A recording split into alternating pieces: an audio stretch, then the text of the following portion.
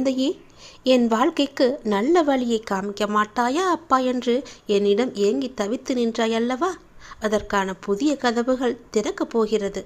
புதிய வாசலில் நீ நுழையப் போகிறாய். இதே நாளில் நீ எனக்கு நன்றியும் சொல்வாய். இறுதி வரை கேட்டுப்பார், நீ முகம் மலர்வாய். உனக்கு புதிய கதவுகள் திறக்க தயாராக உள்ளன. புதிய தொடக்கங்களில் நுழைய நீ தயாராக இரு. என் பெயருடன் உங்கள் நாளை நீ ஒவ்வொரு நாளையும் தொடங்கிப்பார். நாள் முடிவில் நன்றியுடன் இருக்க நீ எனக்கு சத்தியம் செய்து தர வேண்டும். ஒவ்வொரு நாளும் உனக்கு மகிழ்ச்சியான நாளாக அமைய நான் உனக்கு சத்தியம் செய்து தருகிறேன். அன்றைய பொழுதில் இரவில் நீ எனக்கு நன்றியை மட்டும் சொல்லிவிடு. உன்னுடைய செயல்கள் எல்லாம் மற்றவர்களை புரிந்து நடக்கின்ற குணம் கொண்டதாக இருக்கின்றது. ஆனால் சில நேரம் மற்றவர்கள் உனக்கு தரும் வேதனை, வலி, துன்பம் இவை அனைத்தும் தான் உன்னை மாற்றி இருக்கின்றது. நீ கேட்டதை கொடுக்க ஒருவர் உன்னை தேடி வந்து கொண்டிருக்கின்றார். அது நீ நினைத்தது மகிழ்ச்சியாக கிடைத்தால் நன்றாக இருக்கும் என்று நினைத்தது போலவே அதை நான் உன்னிடம் கொடுக்க வந்திருக்கின்றேன். அது வேறொரு ரூபத்தில் நானே வந்து கொடுப்பேன். அவரின் மூலம்தான் உன்னுடைய விதி மூடிய கதவும் திறக்கப் போகின்றது. இது நிச்சயம் நடக்கும். கேள் கண்மணி, உனக்காக ஆறுதல் சொல்வதற்காக நான் வந்திருக்கிறேன். உனக்கு தேவையான ஆறுதல் வார்த்தைகள் என்னிடம் இருந்து உனக்கு வந்து கொண்டே இருக்கும். அப்படி வந்து கொண்டிருக்கும் போது எனக்கு இவர்களோ அவர்களோ ஆறுதலாக இல்லை என்று ஏன் நினைத்து நீ கவலைப்பட்டு கொண்டிருக்கின்றாய்? அவ்வப்போதில் உன் மனதில் தோன்றும் குழப்பங்களுக்கு ஏதாவது ஒரு ரூபத்தில் வந்து உனக்கு நல்ல ஆறுதலை தந்து கொண்டுதானே இருக்கின்றேன். உன் குழப்பம் தீரும் அளவுக்கு நல்ல பதிலை நான் தந்து கொண்டுதானே இருக்கின்றேன். ஏன் அது உனக்கு தெரியவில்லையா? அப்படி இருந்தும் நீ எதையோ நினைத்து கவலைப்படுவது ஏன்? சில காலங்கள் இப்படி இருக்கும். பிறகு அவர்கள் மாறி உன்னிடம் நல்ல விதமாகவே பேசுவார்கள். உன்னுடைய கவனம் முழுவதும் உன் கடமையில் வைத்தால் போதும். மற்றவர்களை நீ என்னிடம் பிரார்த்தித்தபடி நான் சரியாக்கி உன்னிடம் ஒப்படைக்கின்றேன். உன் மனதளவில் ஏற்படும் முன்னேற்றம் அப்படியே மேற்கொண்டு தொடர்ந்து கொண்டே இருக்கட்டும். மற்றவையெல்லாம் நல்லபடியாகவே நடக்கட்டும். உன்னுடைய வாழ்க்கையில் நீ சந்திக்கும் ஒவ்வொருத்தருமே உனக்காக அனுப்பப்பட்டவர்கள். அவர்கள் உன் வாழ்வில் வர காரணம் நீ செய்த பூர்வ ஜென்ம கர்ம வினைகளாகும். நீ யாரை பார்த்தாலும் அது உனக்கும் அவர்களுக்கும் ஏதோ ஒரு விதத்தில் தொடர்பு இருக்கிறது என்று அர்த்தம். பூர்வ ஜென்ம பந்தம் இருந்தால் மட்டுமே, பூர்வ ஜென்ம கர்ம வினைகள் இருந்தால் மட்டுமே நீ ஒருவரை சந்திக்க முடியும்.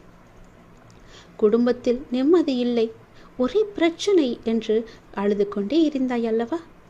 ஒரு பிரச்சனை முடிந்தால் ஒரு பிரச்சனை திரும்ப திரும்ப வந்து கொண்டே இருக்கிறது.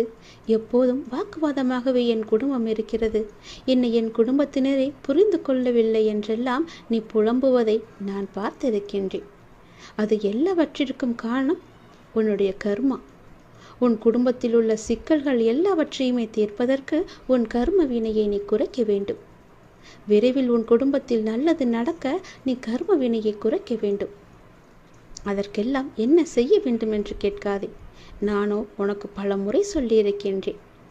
உன் சகோதரனுக்கு நல்லது நடக்கும், கவலையப்படாதே. உன் தாயின் உடல்நலம் சரியாகும், பயப்படாதே. உன் சகோதரியின் வாழ்க்கையில் நல்ல ஒரு திருப்பம் வரும். மனக்குழப்பத்தை ஏற்படுத்தி கொள்ளாதே. நீயும் மகிழ்ச்சியாகவே வாழ்வாய், சந்தோஷமாகவே வாழ்வாய். வாரிசு இல்லாத உன் குடும்பத்தில் மழலை சத்தம் அடுத்த 10 மாதத்தில் கேட்கும். பட்ட துன்பங்கள் முடிவுக்கு வரும். தேவையின்றி கவலைப்படுவதை உடனே நிறுத்து. நல்லது நடக்க வேண்டுமென்று எனக்கு முன்னால் வந்து ஒரு தீபம் ஏற்று. உன் வாழ்வில் பல நல்லதுகளை நான் கொண்டு வந்து சேர்க்கிறேன். உன்னுடைய குடும்பத்தில் நிம்மதி பிறக்கும். உன் பிரச்சனை முடிந்துவிடும். உன்னுடைய இல்லத்தில் இருக்கின்ற வாக்குவாதம் எல்லாமே தீர்ந்துவிடும். உன் குடும்பத்தினரை யாரும் உன்னை புரிந்து கொள்ளவில்லை என்று கவலைப்பட்டு கொண்டிருந்தாய் அல்லவா? அதுவும் சரியாகும். உன்னுடைய சிக்கல்கள் எல்லாமே தீர்ந்துவிடும். கவலையின்றி நிம்மதியாக இரு. என்னுடைய நாமத்தை நீ ஜெபித்து கொண்டே இரு. எனக்காக ஒரே ஒரு தீபம் ஏற்று, எல்லாம் சரியாகும். உன்னை தேடி யதார்த்தமாக ஒருவர் வருகிறார் என்றால் அவர் எதற்காக வருகிறார் தெரியுமா?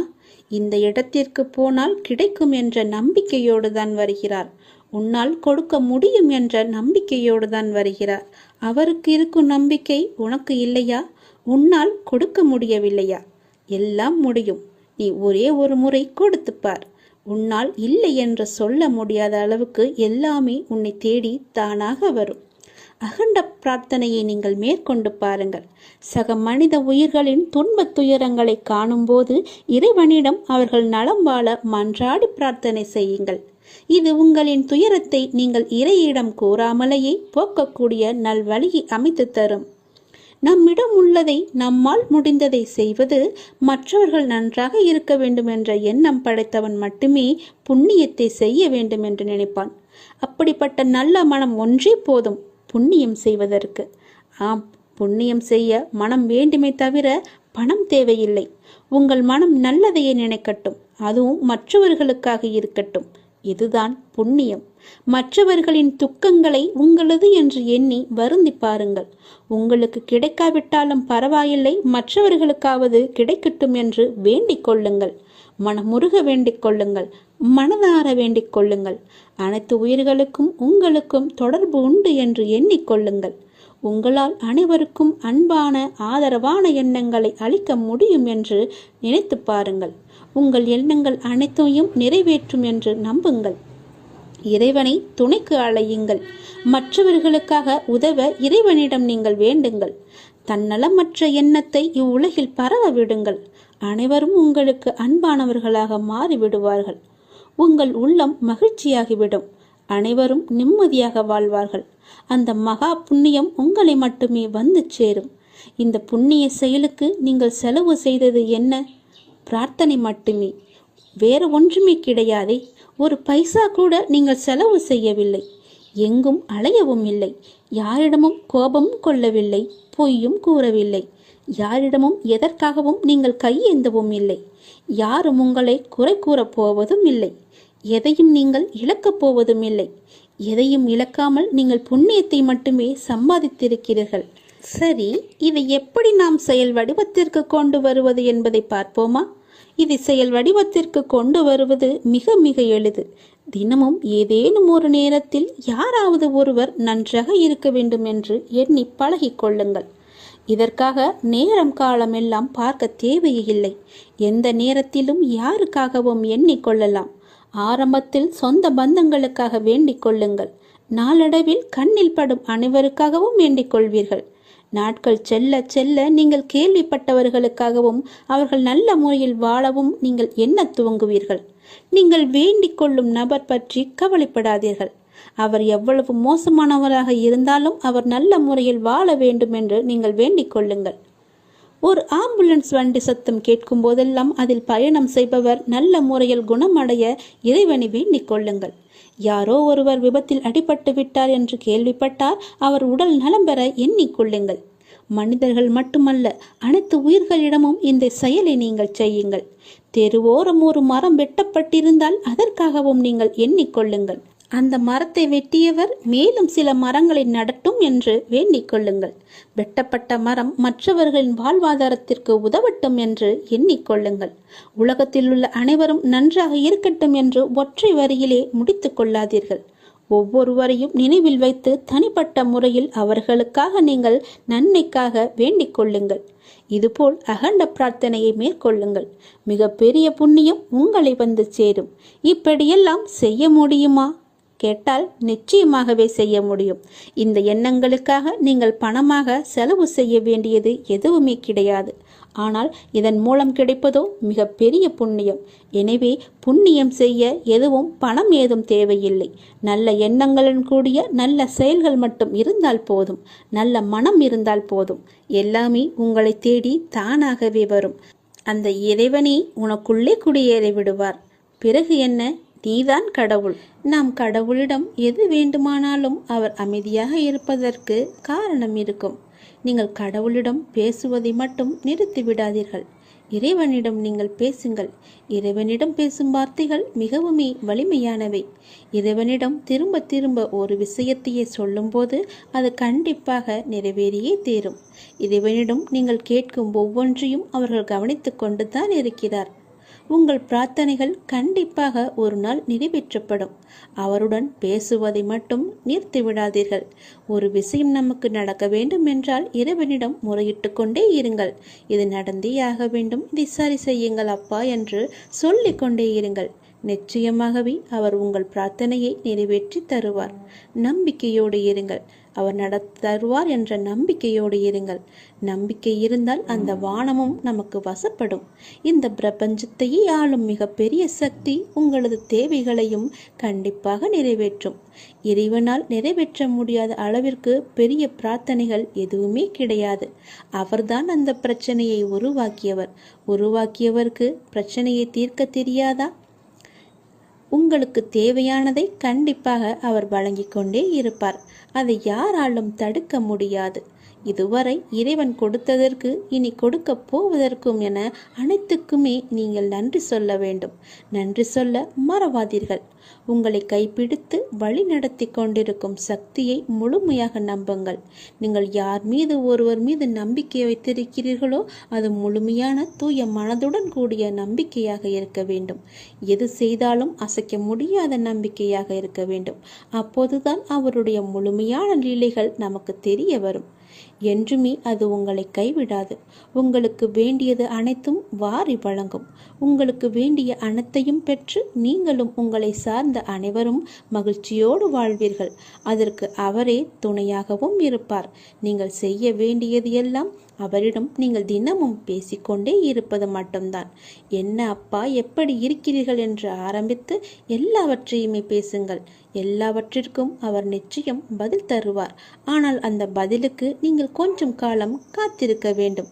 உடனடியாக நடக்க வேண்டும் என்றால் அது நடக்காது. சிறிது காலம் பொறுமையாகத்தான் இருக்க வேண்டும். இப்போது நீங்கள் செய்ய வேண்டிய மிக முக்கியமான காரியம் என்னவென்றால், உங்களுக்கான காரியங்கள் நிறைவேறப் போகும் இந்த நாட்களில் மிக பொறுமையாக இருப்பதுதான். நீங்கள் பொறுமையுடனும் நம்பிக்கையோடும் இருப்பதுதான் அவருக்கு நீங்கள் செய்யும் வழிபாடு, தொண்டு என்று கூட வைத்துக் கொள்ளலாம். அவர் உங்களிடம் வேறு எதுவுமே கேட்கவில்லை. நான் உங்களுக்கு செய்து தருகிறேன், அதற்கு பதிலாக நீங்கள் என் மீது நம்பிக்கையும் பொறுமையாக இருங்கள் என்று சொல்கிறார். நான் உன் அருகாமையிலேயே எப்பொழுதும் இருக்கின்றேன். உன்னை பார்த்து கொண்டுதான் இருக்கிறேன். உனக்கு என்ன நடக்கிறது? உன்னுடைய பிரச்சனை என்ன? நீ மகிழ்ச்சியாக இருக்கிறாயா இல்லை துன்பக்கடலில் சிக்கி கொண்டு இருக்கிறாயா என்று எல்லாமேவற்றையுமே நான் பார்த்து கொண்டு தான் இருக்கிறேன். நீ எதை பற்றியுமே கவலைப்படாதே. நான் உன்னுடனேயே இருக்கிறேன். தாளிடப்பட்ட கதவுகள் என்னை தடுத்து விட முடியாது. நீர் எங்கு இருந்தாலும் என் நினைவில் வைத்துக்கொள். என் நாமத்தை உச்சரி. உமக்கானதை நீ நிச்சயம் கிடைக்கப் பெறுவாய். இது எனது சத்திய வாக்கு. என் வார்த்தைகள் மீது நம்பிக்கை வைத்து நீ செயல்பட்டு கொண்டு இருக்கிறாய் அல்லவா? பிறகு எதற்காக நீ கவலைப்படுகிறாய்? என்றென்றும் உங்களோடு நான் இருந்து கொண்டே இருப்பேன். இப்பொழுது இந்த நொடி நான் உன்னுடன் தான் இருக்கிறேன். நீ எங்கு வேண்டுமானாலும் பார். என் ரூபத்தை நீ காணலாம். உனக்கு நல்லது நடந்து கொண்டே இருக்கப் போகிறது. எனது அருளும் ஆசையில் யாரும் ஒன்றுதான். எனது பக்தர்களை பிரித்து பார்க்காதவன் நான். நம்பிக்கை பொறுமையுடன் அமைதி காத்து கொண்டிரு. என் பக்தனுக்கு எல்லாமே சாத்தியமாகும். நல்லதே நடக்கும். எனது அன்பு குழந்தையே, நீங்கள் கடந்து வரும் பயணத்தில் கடைசி நிமிடத்திலும் பொறுமையையும் புத்திசாலித்தனமும் தைரியமும் இருந்தால் எப்படிப்பட்ட துன்பத்தையும் எளிதாக நீங்கள் கடந்து விடலாம். காலச்சக்கரமானது சுழன்று கொண்டே இருக்கிறது. ஒவ்வொரு திருப்பத்திலும் வாழ்க்கையின் போக்கை மாற்றுகிறது. பருவங்கள் குளிர்காலத்துடன் முடிவடையாது. வசந்தம் துளிர்விடும் சிறப்புடன் திரும்புகிறது. சுழலும் சக்கரம் மேலும் கீழும் அசைவது போல ஒரு நீண்ட இரவுக்கு பின் அழகான ஒரு வெளிச்சம் வருவது போல ஒரு பிரகாசமான ஒளி உதயமாகும் இல்லவா? அது போலத்தான் உங்களுடைய இன்பங்களும் துன்பங்களும் நம்மை தவிர்க்க முடியாமல் பின்தொடர்ந்து கொண்டிருக்கின்றன. இவை எல்லாமே உன்னுடைய முன்ஜென்ம கர்மாக்கள். ஆனால் தொந்தரவு இல்லாமல் இருப்பது வாழ்க்கையின் முக்கியத்துவம். உண்மையை அறிந்து கொள்ளுங்கள். எதுவாக இருந்தாலும் அப்பாவின் பாதங்களை நீங்கள் சரணடைந்து விடுங்கள். அவருடைய பாதங்களை நீங்கள் பற்றி கொள்ளுங்கள். சதா காலமும் அவருடைய நாமத்தை நீங்கள் ஜபித்து கொண்டே இருங்கள். உங்களுக்கு வேறு எந்த பிரச்சனையும் வராது, எந்த கஷ்டமும் உங்களை நெருங்காது. காலம் கடந்தும் ஆட்சி செய்யும் இறைவனின் முழுமையை நீங்கள் அடைய முற்பட வேண்டும். அப்போதுதான் உங்களுக்கு வந்த கஷ்டங்கள் எல்லாம், துன்பங்கள் எல்லாம் காணாமல் போய் நிம்மதி கிடைக்கும், மகிழ்ச்சி நிலைத்து நிற்கும். அவருடைய நாமத்தை நேரம் கிடைக்கும் போதெல்லாம் ஜபித்து கொண்டே இருங்கள். உன்னுடைய முன் ஜென்ம கர்மாக்களை எல்லாம் அழிப்பதற்கு என்னுடைய நாமம் ஒன்றே, என்னுடைய திருநாமம் ஒன்றே உனக்கு சிறப்பான மருந்தாக இருக்கும். வந்த இடம் தெரியாமல் ஓடுவதற்கு, உன்னுடைய கர்மா வந்த இடம் தெரியாமல் ஓடுவதற்கு என்னுடைய நாமத்தை நீ ஜபித்து கொண்டே இரு, இடைவிடாது ஜபித்து கொண்டே இரு. விரைவாகவே உனக்கு ஒரு நல்ல செய்தியை நான் உனக்கு செவி வழியாக கொடுக்கப் போகிறேன். அதை கேட்டதும் எனக்காக ஒரே ஒரு தீபம் ஏற்று உன்னுடைய வீட்டில். வானளவில் உள்ள ஆழம்தான் இந்த உலகம். இந்த மேகங்கள் போலத்தான் வாழ்க்கையும். அதில் வாழ்க்கையை நெறிகளுடன் கூடிய வாழ்க்கையாய் பார்த்து வாழ்பவர்கள் மிக குறைவு. என் பிள்ளைகளுக்கு முதலில் நான் பயிற்றுவிப்பது ஒழுக்கமும் நேர்மறையான எண்ணங்களும் தான். அதில்தான் நீ இப்போது இருக்கிறாய். பயிற்சி நடக்கும்போது சில போராட்டங்கள், குழப்பங்கள் எல்லாம் நிகழும். அதை பார்த்து நீ பயப்படாதே. உனக்கு இது நல்லதா கெட்டதா என குழம்பி முடிவுகள் எடுக்க முடியாமல் போகும் தருணம் கூட வரலாம். அப்பொழுதும் நீ பயப்படாதே. அப்படி உனக்கு குழப்பம் வரவில்லை என்றால் அதில் உனக்கு பயிற்சியே சரியாக இல்லை என்று அர்த்தம். பயிற்சியில் தோல்விகள், வெற்றிகள் என இரு முறைகள் இருக்கின்றன. அதில் நீ வெற்றிக்காக போராடு. தோல்வி ஏற்படுகிறது என்றால் உன்னுடைய அப்பா உனக்காக பெரிய வெற்றியை வைத்திருக்கிறேன் என்று எண்ணி உன் மனதை நீ சாந்தப்படுத்திக்கொள். தோல்வி எதிர்நோக்குபவர்கள் சாதனையாளர்கள் என்பதை மனதில் வைத்து என்மேல் நம்பிக்கை வைத்து பொறுமையுடன் காத்து கொண்டிரு. விரைவாகவே நீ கேட்ட நல்ல செய்தியை நான் உனக்கு கொடுக்க போகிறேன். அந்த விரைவில் நல்ல செய்தி என் வழியே உன் வீட்டிற்கு வரும், உன் வீடு தேடி வரும். கவலையே படாதே. இனி நீ மகிழ்ச்சியாக இருப்பாய். அந்த செய்தி உன் செவி வந்து சேரும் நேரம் எனக்காக உன் வீட்டில் ஒரே ஒரு தீபம் ஏற்று. உன் தீபத்தின் வழியாக நான் உனக்கு காட்சி தருவேன். உன்னை சுற்றி பார்க்கும் இடமெல்லாம் நானே காட்சி தருவேன். எங்கு பார்த்தாலும் என்னுடைய ரூபமே உனக்கு தெரியும். அதிலிருந்தே நீ தெரிந்து கொள். எனக்கு அப்பனின் அருள் இருக்கிறது என்றும் அப்பன் சொன்னபடியே எல்லாம் நடக்கும் என்றும் உன் மனதை நீ தைரியமாக வைத்துக்கொள், சந்தோஷமாக வைத்துக்கொள். நீ கேட்ட நல்ல செய்திக்கான முதல் அறிகுறி என்னுடைய காட்சித்தான். ஒளியின் ரூபமாக நான் உன் வீட்டிற்கு வருவேன். வந்து உனக்கு காட்சி தருவேன். நீ எங்கு பார்த்தாலும் நான் உன் வீட்டில் முழுவதுமாக இருப்பேன். அப்பொழுது தெரிந்து கொள்ளலாம், நான் கேட்ட நல்ல செய்தியை கொடுக்க என் அப்பா தயாராக இருக்கிறார். அதை பெறுவதற்கு நான் தயாராக இருக்க வேண்டும் என்ற ஆர்வத்தோடு இரு, மகிழ்ச்சியோடு இரு. எல்லாம் எனக்கு தெரியும். நான் பார்த்து கொள்கிறேன். உனக்கானது உன்னிடத்தில் விரைவாகவே வந்து சேரும். அந்த செய்தி வந்து சேரும் நேரம் அதை மட்டும் மறந்து விடாதே. ஒரே ஒரு தீபம் ஏற்று. அப்பிறகு பார் உன் வாழ்வு எப்படி இருக்கும் என்று. மிக மகிழ்ச்சியாக, ஒளிமயமாக உன் வாழ்வும் இனிக்கும், உன் வீடும் ஜொலிக்கும். இந்த உலகமானது எப்படி வேண்டுமானாலும் மாறலாம். மனிதனாகனவன் எப்படி வேண்டுமானாலும் மாறலாம். எந்த நொடி வேண்டுமானாலும் மாறலாம். உங்கள் மீது நீங்கள் நம்பிக்கை வையுங்கள். வாழ்க்கை எந்த நொடியிலும் மாறும். மனிதர்களிடம் நீங்கள் கவனமாக இருங்கள். எப்போது மாறுவார்கள் என்று யாருக்கும் தெரியாது. நம்மை நாமே பெரிதாக எண்ணிக்கொண்டு அகந்தை கொள்வது கூடாது. சாதாரணமானவர்களாக நம்மை கருதும் போதுதான் நம்மிடம் கருணையும் பணிவும் நல்ல சிந்தனையும் வெளிப்படத் தொடங்கும். எல்லா ஆற்றல்களும் மனிதனுக்கு இயல்பிலேயே இருக்கின்றன. ஆன்மீகத்தின் உதவியால் தடைகளை போக்கி நாம் நிறைநிலையை அடைய வேண்டும். ஆன்மீகத்தின் உதவியால் தீயவர்கள் கூட மகானாக முடியும். இந்த உலகம் இறைவனுக்கு சொந்தமானது. உலக பொருட்களிலெல்லாம் அவரே இருக்கின்றார். இந்த கோணத்தில் பார்க்க தொடங்கிவிட்டால் நம் மனம் உயர்வு பெறும். இங்கொன்றும் அங்கொன்றுமாக நுனிப்புள் மேய்வது போல ஒருபோதும் மேயக்கூடாது. வெற்றி பெறவும் முடியாது நம்மால். எல்லாவற்றையுமே முழுமையாக ஆராய்ந்து அதிலேயே ஈடுபட வேண்டும். கன நேரம் இன்பமாக ஏதோ ஒன்று கிடைக்கலாம். ஆனால் அத்துடன் எல்லாம் முடிந்துவிடும். நம்முடைய இன்பமானது தொடர்ந்து நிலைத்து இருக்கும்படி செய்ய வேண்டும். ஒவ்வொரு நேர்மையான செயலும் அதற்குரிய வெகுமதி தர காத்து கொண்டிருக்கிறது. உணர்ச்சி வசப்பட்டால் முடிவெடுக்க முடியாமல் தடுமாற நேரிடும். உணர்ச்சி வசப்பட்டால் எல்லாமே ஒரு நொடியிலே மாறிவிடும். அதனால் எது செய்தாலும் பொறுமையாக நிதானமாக யோசித்து செய்யுங்கள். கடந்ததை பற்றி வருந்தவோ வருவது பற்றி கற்பனை செய்யவோ வேண்டாம். முயற்சிக்குரிய பலன் ஒருவனுக்கு நிச்சயம் கிடைத்தே தீரும். எதை கண்டுமே நீங்கள் எரிச்சல் படாதீர்கள். எல்லாவற்றையுமே நீங்கள் ஒரு அனுபவ பாடமாக எடுத்துக்கொள்ளுங்கள். நமக்கு எது நடந்தாலும் இது ஒரு அனுபவம் என்று எண்ணிக்கொள்ளுங்கள். மனசாட்சிக்கு கட்டுப்பட்டு நடந்தால் உங்களுடைய வாழ்வு நலம் பெறும்.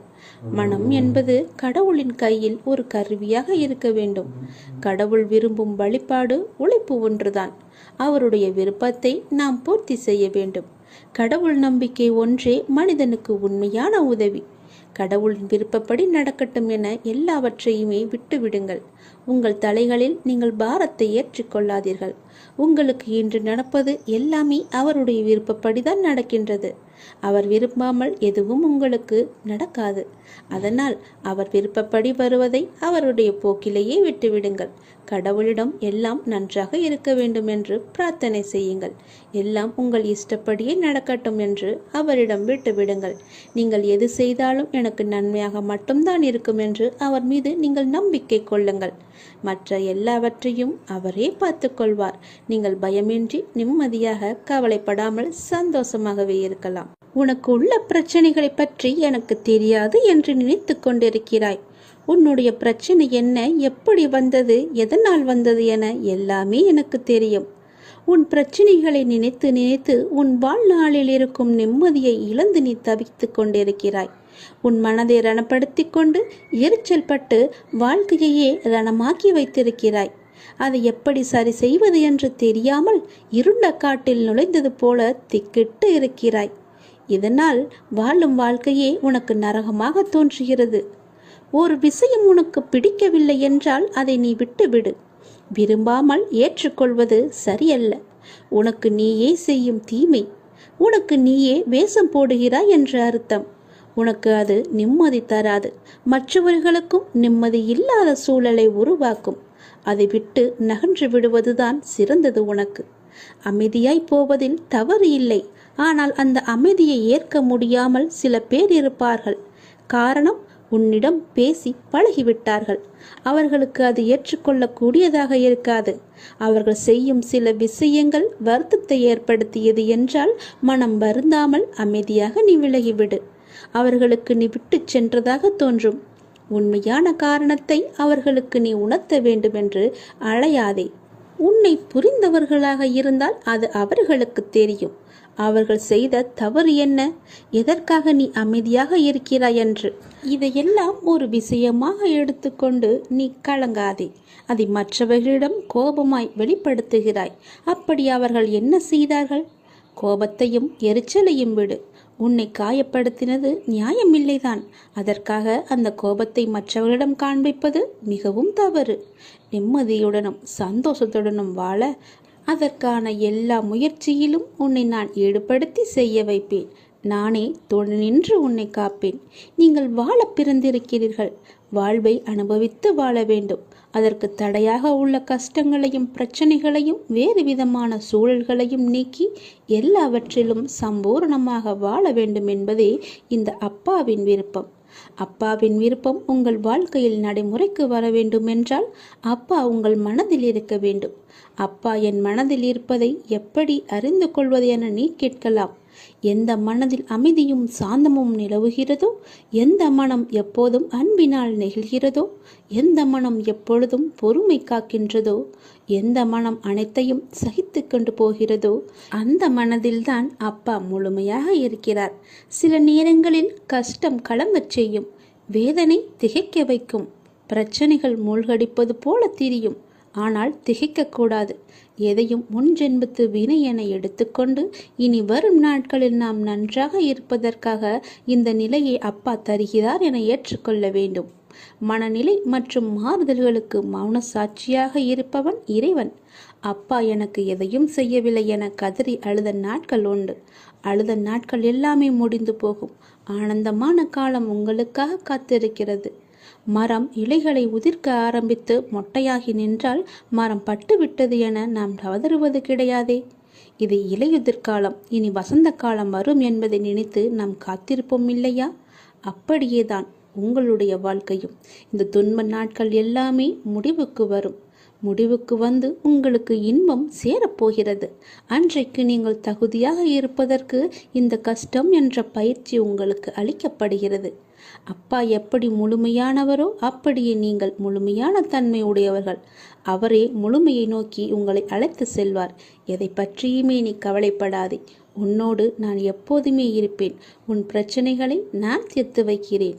எதை பற்றியுமே நீ கவலைப்பட்டு கொண்டே உன்னுடைய வாழ்வை நீ இழந்து விடாதே. நிறையவே பிரச்சனை இருக்கிறது. எதை சொல்லி எங்கே போய் அழுவது என்று தெரியாமல் நீ தினமும் புலம்பி தவித்து கொண்டிருக்கிறாய். எனக்கென்று யாருமே இல்லையே, நீங்களும் இருக்க மாட்டீர்களா அப்பா என்று என்னிடமே நீ கேட்கிறாய். உனக்கு யார் இல்லை? எல்லோருமே இருக்கிறார்களே. நீதான் அவர்களை புரிந்து கொள்ளவில்லை. யார் என்று சொல்கிறேன் தெரியுமா? அந்த கடவுளை தான் சொல்கிறேன். உனக்காக அம்மாவாக அந்த அம்மன் இருக்கிறார். அப்பாவாக அப்பன் ஈசன் இருக்கிறார். குருவாக நானும் இருக்கிறேன். உனக்காக எல்லோருமே இருக்கும்போது, உனக்காக அந்த கடவுள்களே இருக்கும்போது நீ ஏன் எனக்கு யாருமே இல்லை என்று சொல்கிறாய்? உன் கவலையை போக்க அந்த படைத்த இறைவன் எங்களுக்கு தெரியாதா? உன் பிரச்சனை என்ன என்பது எங்களுக்கு தெரியாதா? உன் பிரச்சனையை கேட்பதற்கு எவரும் இல்லை என்று நீ கவலைப்படாதே. உங்களுக்காக உனக்காக நாங்கள் எல்லோருமே இருக்கிறோம். எந்த பிரச்சனையாக இருந்தாலும் சரி, எங்களிடம் சொல். உடனே நாங்கள் தீர்வு கொடுக்கிறோம். உனக்காக, என்னுடைய குழந்தைகளுக்காக நாங்கள் எது வேண்டுமானாலும் செய்வோம். உன்னை படைத்தது யார் என்று நினைக்கிறாய்? உன்னை படைத்தது நாங்கள்தான். எங்களுக்கு தெரியாதா? நீ எங்கு, எப்போது, எப்படி பிறக்க வேண்டும், யார் வயிற்றில் பிறக்க வேண்டும், யார் உனக்கு அப்பாவாகவும் அம்மாவாகவும் இருக்க வேண்டும் என்று எங்களுக்கு தெரிந்துதான் நான் உன்னை படைத்தேன். நாங்கள் உங்களுக்கு செய்வது எல்லாமே நன்மையாகத்தான் இருக்கும். அதனால்தான் இவர்களுக்கு உன்னை பிள்ளையாக படைத்தேன். இப்போது நடந்தது, இதற்கு முன்பு நடந்தது, இனிமேல் நடக்கப் போவது எல்லாமே எங்களுக்கு தெரிந்துதான் நடக்கிறது என்பதை நீ ஏன் மறந்துவிட்டாய்? உன்னுடைய கவலைகளை பற்றி எங்களுக்கு தெரியாதா? உன்னுடைய பிரச்சனைகள் எல்லாமே தீரும் நேரத்தை நீ நெருங்கிவிட்டாய். நீ இதுவரை அனுபவித்தது பூர்வ ஜென்ம, முந்தைய ஜென்ம கர்மாவின் பலன்தான். மிச்சம் இருந்தது, அது இப்போது முழுவதுமாகவே தீர்ந்துவிட்டது. இன்னும் நான் உனக்கு நிறையவே கொடுக்கப் போகிறோம். அதை பெறுவதற்கு நீ தயாராக இரு. என்ன கஷ்டத்தை கொடுக்கப் போகிறீர்களா என்றுதானே நீ கேட்கிறாய்? அவ்வளவு சோதனைகளை நீ தாங்கி இருக்கிறாய். அவ்வளவு பிரச்சனைகளை நீ பார்த்து இருக்கிறாய். கவலைப்படாதே. இனி வருவது உனக்கு பிரச்சனை அல்ல, உனக்கு கவலையும் அல்ல, உனக்கு சந்தோஷம்தான். உன்னுடைய பிரச்சனைகள் எல்லாமே முடிந்து விட்டது. அதற்கு தீர்வும் நீ கண்டுவிட்டாய். இனி நடக்கப் போவது எல்லாமே உனக்கு ஜெயமாகவே இருக்கும், சந்தோஷமாகவே இருக்கும். நீ கேட்டது அனைத்துமே உங்களுக்கு கிடைக்கும். நீ எதிர்பார்த்தபடியே உன்னுடைய வாழ்க்கை நிச்சயமாகவே அமையும். என் வார்த்தையை நம்பு. உன்னை நான் படைத்தேன்.